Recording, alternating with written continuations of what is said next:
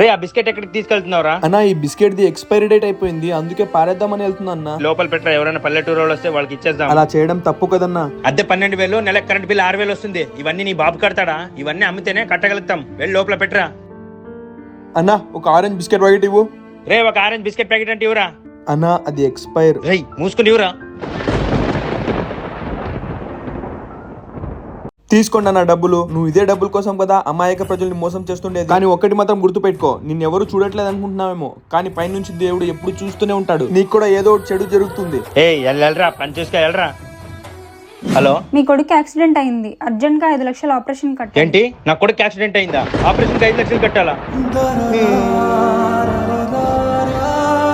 అన్నా అన్నా ఏమైందన్నా? రే నా కొడుకు యాక్సిడెంట్ అయిందిరా, అర్జెంట్ గా 5 లక్షలు కట్టాలంట. నువ్వు చెప్పింది కరెక్టేరా. మనం ఒకరికి చెడు చేస్తే మాకు కూడా ఖచ్చితంగా చెడు జరుగుతుందిరా.